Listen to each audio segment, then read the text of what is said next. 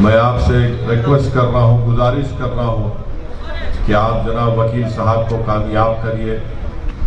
आपने देखा कि जब लॉकडाउन हुआ तो लॉकडाउन में अगर कोई पॉलिटिकल लीडर कहीं पर भी नज़र आ रहा था गरीबों की मदद करते हुए, लोग जो परेशान थे, जिनका बीमार थे, उनको अस्पताल पहुंचाने की कोशिश कर रहा था, जिसका इंतकाल हो गया उनके तदफीन का कोई इंतज़ाम अगर कर रहा था तो उसका नाम जनाब वकील था। ऐसे पूरे वक्त में लॉकडाउन में जनाब वकील साहब आपके दरमियान में थे और मजलिस इत्तेहादुल मुस्लिमीन भी सिर्फ 5 साल पहले असम्बली का इलेक्शन लड़कर दोबारा वानियम्बाड़ी को नहीं आई। अल्हम्दुलिल्लाह मैं कई मरतबा 5 साल में वानियम्बाड़ी को आया हूँ, आपके दरमियान में रहा हूँ और CAA का एक अजीमुशान जलसा यहाँ पर हुआ था जिसमें मुझे आने का मौका मिला। इसीलिए मैं आपसे अपील कर रहा हूँ कि अपने वोट का सही इस्तेमाल करिए और मुत्तहदा तौर पर जनाब वकील साहब को अपने वोट देकर कामयाब करिए। लोग मजलिस के ऊपर इल्ज़ाम लगा रहे हैं, लोग कैप्टन विजयकांत पर, TT दिनाकरन साहब पर इल्ज़ाम लगा रहे हैं कि हम लोग बी टीम है। मैं पूछना चाहना चाहता हूं कि आप खुद बताइए, जो लोग हम पर बी टीम का इल्ज़ाम लगा रहे हैं, क्या जब अटल बिहारी वाजपेयी जब इस मुल्क के प्राइम मिनिस्टर थे तो क्या DMK अटल बिहारी वाजपेयी की BJP गवर्नमेंट को सपोर्ट नहीं कर रही थी? आज आप हम पर इल्ज़ाम लगा रहे हैं बी टीम का, तो बताइए आज वकील पर और मजलिस पर, कैप्टन विजयकांत पर, TT दिनाकरन साहब पर ये एलिगेशन लगाते हैं कि आप बी टीम है। मैं पूछना चाह रहा हूं DMK की लीडरशिप से, क्या ये बात सच नहीं है कि कांग्रेस पार्टी DMK अलायंस में है? क्या कांग्रेस पार्टी महाराष्ट्र में शिवसेना की ताईद नहीं कर रही है? क्या शिवसेना सेकुलर पार्टी है? क्या श्री कृष्णा कमीशन की रिपोर्ट में 93 के जो कम्युनल राइट्स मुंबई में हुए, कि जस्टिस श्री कृष्णा कमीशन की रिपोर्ट में नहीं लिखा गया कि शिवसेना के उस वक्त के लीडर बाल ठाकरे एक जनरल की तरह कम्युनल राइट्स को करवा रहे थे? आज कांग्रेस पार्टी महाराष्ट्र में शिवसेना की सपोर्ट करती है, तो क्या वो सेकुलरिज्म है या कम्युनलिज्म है? जो लोग मजलिस पर बी टीम का इल्जाम लगाते हैं, मैं DMK के लीडरशिप से पूछना चाहता हूं, जनाब स्टैलिन साहब से, क्या ये बात सच नहीं है कि महाराष्ट्र की असेंबली में महाराष्ट्र के चीफ मिनिस्टर उद्धव ठाकरे ने खड़े होकर कहा था 1 महीना पहले कि हमको फख्र है कि हमने बाबरी मस्जिद को शहीद किया? I want to know from mister Stalin that Congress party is supporting in Maharashtra Shiv Sena. Is Shiv Sena secular और communal party? Congress party support has ensured that Shiv Sena forms a government and have their chief minister, their first chief minister, the second chief minister over there. The chief minister Uddhav Thackeray stands up in the assembly and says that we are proud of our role in the demolition of Babri Masjid. Is this secularism? हम पर इल्जाम लगाने वाले जवाब दें कि जुलाई 2019 में जब अमित शाह और मोदी ने अनलॉफुल एक्टिविटीज प्रिवेंशन एक्ट का बिल लेकर आए, तो क्या कांग्रेस पार्टी ने मोदी की सपोर्ट नहीं की अनलॉफुल एक्टिविटीज प्रिवेंशन एक्ट के बिल में? क्या राज्यसभा में BJP का साथ नहीं दिया कांग्रेस पार्टी ने? क्या अनलॉफुल एक्टिविटीज प्रिवेंशन एक्ट के अमेंडमेंट में, तरमीम में कांग्रेस पार्टी ने जो साथ किया, जिसकी बिना पर आज दिल्ली में, महाराष्ट्र में कई लोग जेल में अपनी जिंदगी गुजार रहे हैं, नौजवान बच्चे जेल में हैं, ज़ईफ लोग जेल में हैं, और आज कांग्रेस पार्टी और DMK हम पर इल्जाम लगाती है बी टीम का कभी आप अपने गिरेबान में झांक कर देखें कि कितनी गंदगी आपके गिरेबान में है। बजाय मजलिस पर उंगली उठाने के आप मेरे इन सवालात का जवाब दीजिए। तीसरी बात, मैं वानी अम्बाड़ी के अक़लियतों को, माइनॉरिटीज को बताना चाहता हूं कि इनके डीएमके पार्टी में जो माइनॉरिटीज है उनकी कोई इज्जत नहीं है, 2 पैसे की उनकी इज्जत नहीं है। मैं खुद उसका मैं देख चुका हूं। डीएमके पार्टी के minority president doctor Mastan Hyderabad को आए, स्टालिन का पैगाम लेकर मेरे पास आए और आकर कहा कि ओवैसी साहब, हमारे लीडर ये चाहते हैं कि डीएमके के माइनॉरिटी कन्वेंशन में आप शिरकत करें, आप हमारे लीडर के बाजू बैठे, हम आपसे अलायंस करेंगे। मैंने उनसे पूछा कि सर, मैं तो आपके पास नहीं गया, आप मेरे पास आए। तो बोले हाँ, हम आपके पास आए। मेरा उत्तर प्रदेश का प्रोग्राम था, इन्होंने कैंसिल करवाया और तमिलनाडु जब चेन्नई पहुंचे, अपने ही टीवी चैनल पर पूरा दिखाया और उसके 2 घंटे के बाद कह दिया कि मैं असदुद्दीन ओवैसी से मिला ही नहीं, ना कोई बातचीत हुई। डीएमके में जितनी माइनॉरिटी लीडरशिप है वो 0 है, उनमें कोई दमखम नहीं है, उनकी पार्टी में उनकी कोई इज्जत नहीं है। मुझे गम नहीं है कि मेरा अलायंस डीएमके से नहीं हुआ, मुझे कोई गम नहीं है कि हम अलायंस में नहीं गए।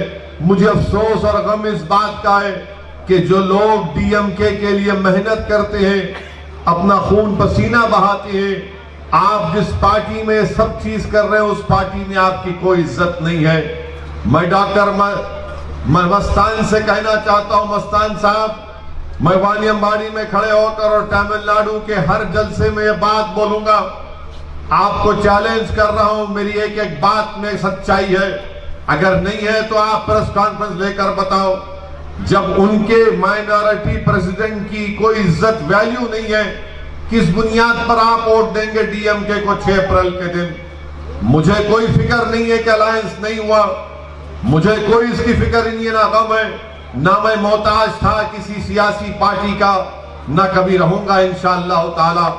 मैं हमेशा मोहताज हूं और रहूंगा अल्लाह का। अल्लाह हमारे लिए काफी है।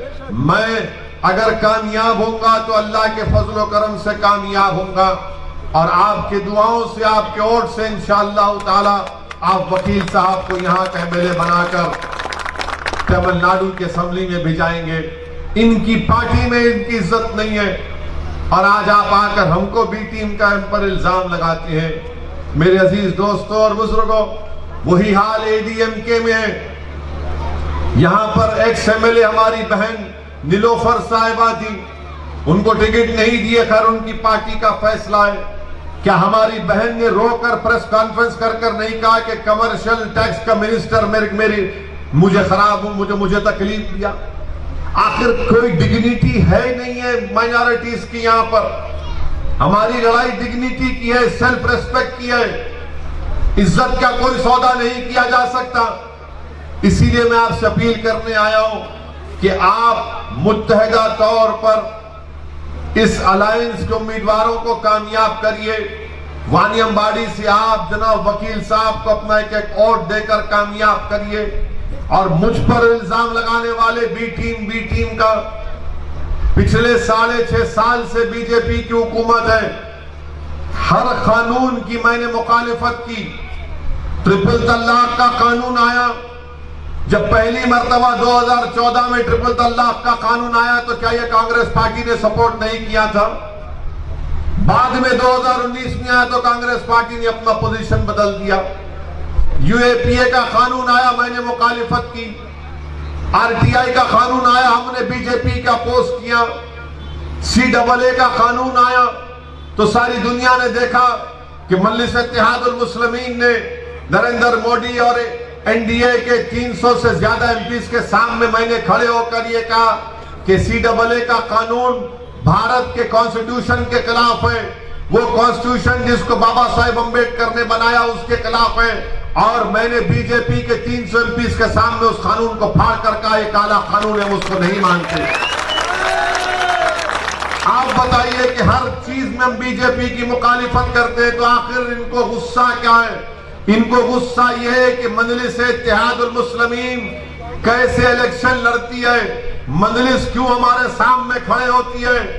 ये चाहते हैं कि हम इलेक्शन ना लड़े, बल्कि मजलिस के खिलाफ इल्जाम लगाकर पैगाम आपको दे रहे हैं कि तुम कभी हमारे खिलाफ नहीं लड़ना, तुम्हारा काम हमारी गुलामी है, तुम्हारा काम यह है कि तुम अपनी आंखों को नीचे रखकर जैसा हम हुक्म दे तुम उस तरह से अपनी जिंदगी गुजारो।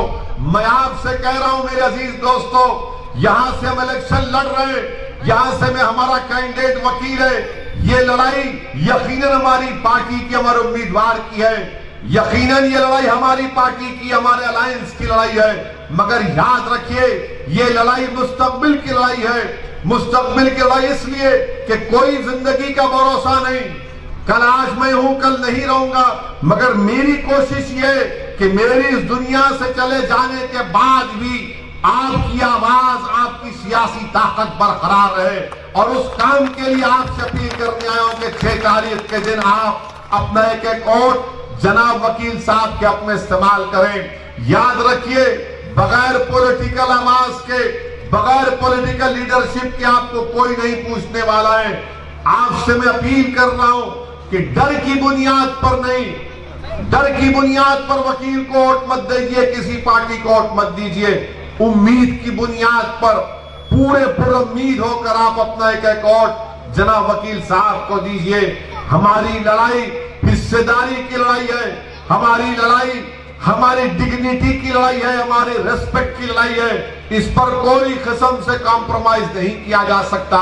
मेरे अजीज दोस्तों और बुजुर्गों, ये एडीएमके पार्टी है, बीजेपी के साथ है। आपके चीफ मिनिस्टर नरेंद्र मोदी के गोद में बैठकर चाय पीते हैं और तमिल अवाम के जज्बात की बात करते हैं। मैं नरेंद्र मोदी गवर्नमेंट को कंडेम करता हूं। I criticise and condemn the decision taken by Narendra Modi government in abstaining from the UNHRC resolution. They should have completely supported that resolution which was moved against the Sri Lankan government which committed atrocities on Sri Lankan Tamils. ये नरेंद्र मोदी की हुकूमत ने आज resolution में abstain हो गए। क्यों abstain हुए? इसलिए एब्स्टेन हुए कि ईस्टर्न टर्मिनल का कॉन्ट्रैक्ट नरेंद्र मोदी के चाहने वाले को मिल रहा है। आज आप बताइए, बड़ी बड़ी तमिल अवाम से हमदर्दी की बातें हमारे देश के प्राइम मिनिस्टर करते हैं, मगर जहां पर हमदर्दी दिखाने का वक्त आया वहां पर नरेंद्र मोदी एब्स्टेन हो गए। मेरे अजीज दोस्तों और बुजुर्गों, हर महाज पर बीजेपी एडीएमके की गवर्नमेंट नाकाम साबित हो रही है। आप जब 6 तारीख को वोट डालने जाएंगे तो मेरी आपसे गुजारिश है कि अपने गैस के सिलेंडर को देखिए, उसकी कीमत कितनी बढ़ चुकी है। पेट्रोल 100 रुपये हो चुका है, डीजल करीब 90 रुपये हो चुका है, और नरेंद्र मोदी कह रहे हैं कि सबका साथ, सबका विकास, सबका विश्वास। कोई देश में कोई पॉलिसी नहीं है, महंगाई बढ़ते जा रही है, बीजेपी के पास कोई प्रोग्राम नहीं है। एडीएमके और बीजेपी मिलकर तमिलनाडु में हिंदुत्व को प्रमोट करना चाहती है, और अगर कोई बीजेपी को, एडीएमके को सही पॉलिटिकल तरीके से कोई उनका मुकाबला कर सकता है तो वो दिनाकरन के अलायंस और उसकी तमाम पार्टीज कर सकते हैं। आज तमिलनाडु की सियासत में कभी 2 ही पॉलिटिकल पार्टी थे, आज पहली मर्तबा एक तीसरा पॉलिटिकल फॉर्मेशन आया है। मेरी आपसे गुजारिश है कि आप इस पॉलिटिकल फॉर्मेशन का साथ कीजिए, आप आगे बढ़िए, बेखौफ होकर अपने वोट का इस्तेमाल करिए। अरे जो हमको बी टीम की बात कर रहे, क्या पार्लियामेंट इलेक्शन में हम किसका सपोर्ट कर रहे थे? बाई इलेक्शन हुआ था, किसका सपोर्ट कर रहे थे? जब हम अच्छे थे, दूध के धुले हुए थे, जब तुम्हारे मुंह में गुलाब जामुन पड़ गया तो बुरे हो गए। ये क्या बात है? आपके साथ रहे तो अच्छे, आपके मुखालिफत में आ गए तो बुरे हो गए। मकसद क्या है कि तुम हमारी गुलामी करो, तुम्हारे को कोई अख्तियार नहीं है कि हमारे सामने खड़े होकर कौन है वकील। ये मेरे अजीज दोस्तों और बुजुर्गों, ये इनकी हिपोक्रेसी है, ये इनकी मुफाद परस्ती है, इनका अपॉर्चुनिज्म है। इसीलिए हम आपसे कह रहे हैं कि आपको अपनी पार्टी के कैंडिडेट को कामयाब करना है। आज मुस्लिम माइनॉरिटी का पॉपुलेशन तमिलनाडु में 6-7% के दरमियान में। मेरे सवाल का जवाब दो डीएमके वालों, क्या बात है कि 6-7% पॉपुलेशन है और 11% जेलों में मुस्लिम माइनॉरिटी का जिम्मेदार कौन है? 11% है। आप बताइए इसका जिम्मेदार कौन है? वानियमबाड़ी में बच्चों का स्कूल नहीं है, 6-6 किलोमीटर दूर जाना पड़ता स्कूल के लिए। वानियमबाड़ी में पीने का पानी नहीं है। कहां गया पीने का पानी? क्यों नहीं लेकर आते आप पीने का पानी? कोई उसका इंतजाम नहीं कर सकते। आप अगर वो तालाब से आसान तरीका है पाले रिवर में पानी लाने का, मगर आप वो भी नहीं करते। हर महाज पर वानियमबाड़ी पीछे होता चला गया। यहां पर इस इलेक्शन में अगर कोई लोकल कैंडिडेट है वानियमबाड़ी का, उसका नाम वकील है। जितने दूसरे पार्टी के इंडियन यूनियन मुस्लिम लीग के उम्मीदवार हैं वो वानियमबाड़ी के नहीं है। वो वानियमबाड़ी से उनका कोई ताल्लुक नहीं है। उनको वानियमबाड़ी के गलियां ने, वहां जितना मेरे को मालूम वानियमबाड़ी उनको उतना भी नहीं मालूम है। उनको पैराशूट से उतार दिया यहां पे, मगर वानियमबाड़ी की आवाम को पैराशूट से उतरने वालों को नहीं देखना है। जो जमीन पर आपका बच्चा है, आपका बेटा है, आपका भाई है, उसको आपको कामयाब करना है।